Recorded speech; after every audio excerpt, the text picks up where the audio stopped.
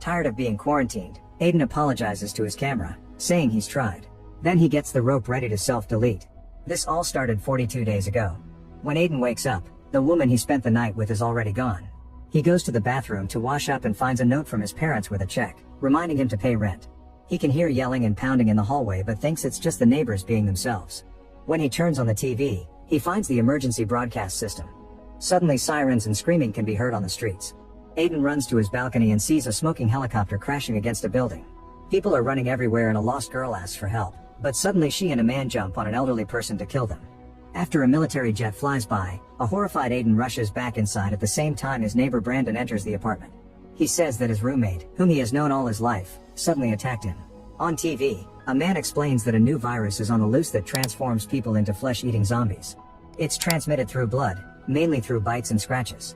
Before the man can say more, the transmission ends. Realizing that Brandon was wounded by his roommate, Aiden grabs a knife to defend himself.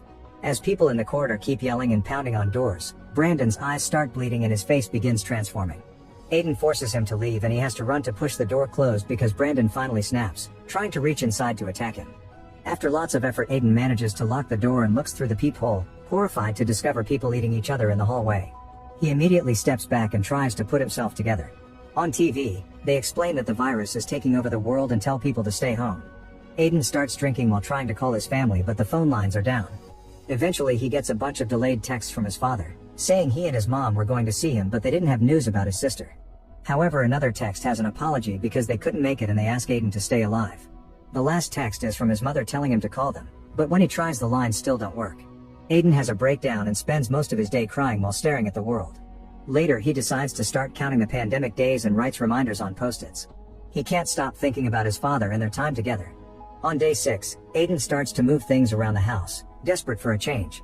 Experts on TV talk about the effects the quarantine is having on people's brains. On day 7, he tries recording a video log but people are still screaming and attacking each other in the hallway, making terrifying noises that kill the moment. Aiden tries to explain how these non-stop noises have been affecting him but he ends up closing the computer. On day 14, Aiden covers up all the windows so he can avoid seeing the state of the city but he won't turn off the news.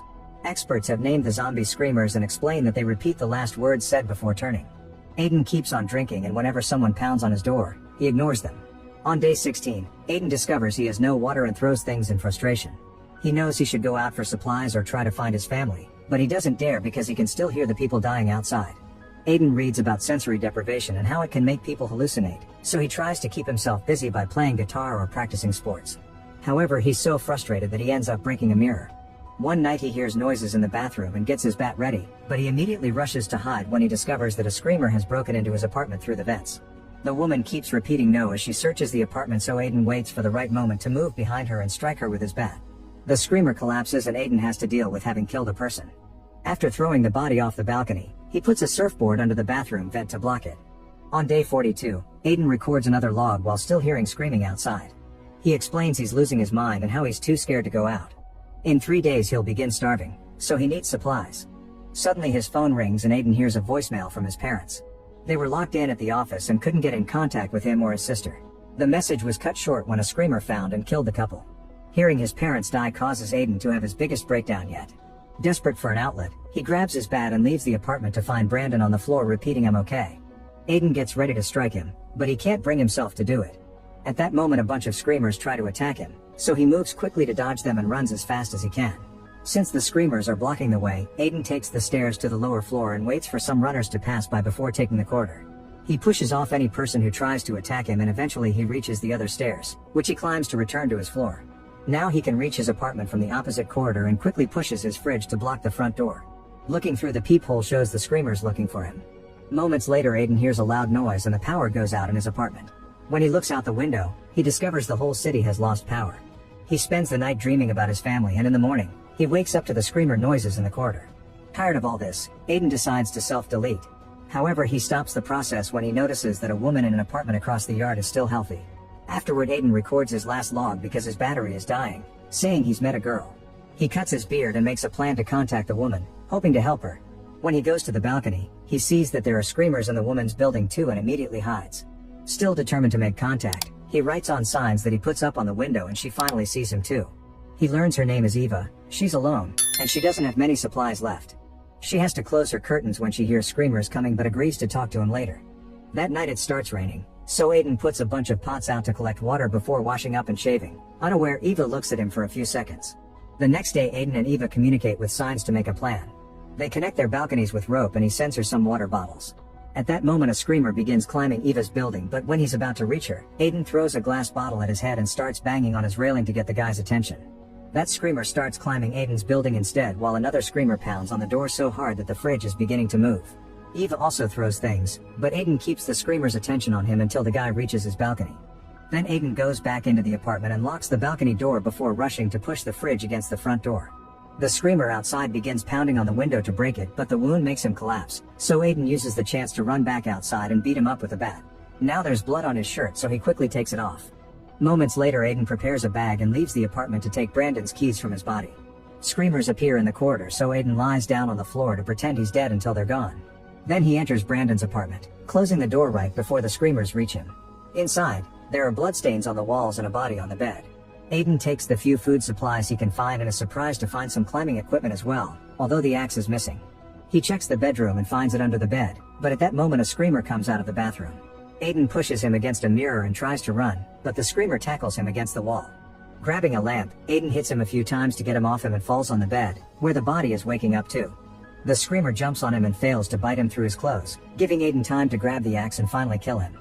After killing the screamer on the bed too, Aiden takes all the climbing equipment and tries to leave, but the corridor is full of screamers. He carefully sneaks around and manages to dodge a screamer at the last second to return to his apartment, where he immediately takes off all his dirty clothes. When he checks the climbing equipment, he's excited to find 2 walkie-talkies. Afterward, Aiden ties some sheets on his balcony to climb down and safely reaches the ground, where he finds eaten bodies. There are running screamers as well, so Aiden sneaks around and quickly throws a walkie-talkie at Eva's balcony before running to climb back to his place. The next morning Eva contacts Aiden and they're both so excited to finally have a conversation again that they spend the rest of the day talking about random things. Slowly gaining back hope, Aiden decides to search for supplies again, this time leaving through the vents. He's startled by a zombified face, but it's just a dead screamer.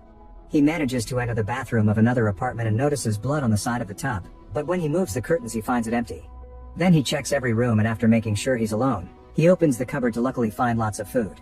Aiden has a snack before calling Eva to share the news with such excitement that he's already making plans to escape and find their families. Eva explains there are screamers at her wall every day and she's tired of it, so she's built a rope out of sheets like he did and wants to move to his place.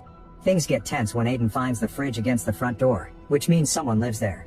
He checks a door that he didn't see before and discovers a hole in the wall.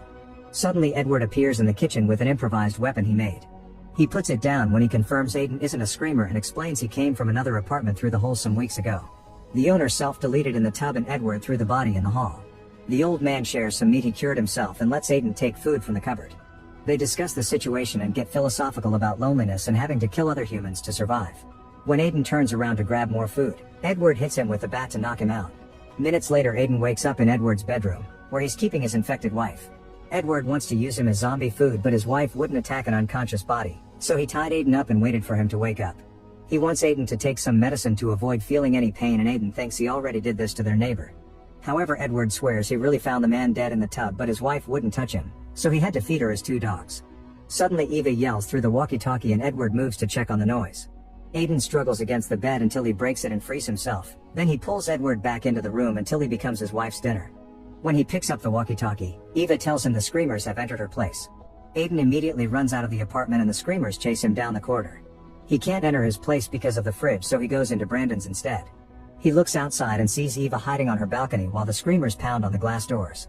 Very carefully, Aiden jumps from Brandon's balcony to his own and now he can use the sheets to climb down.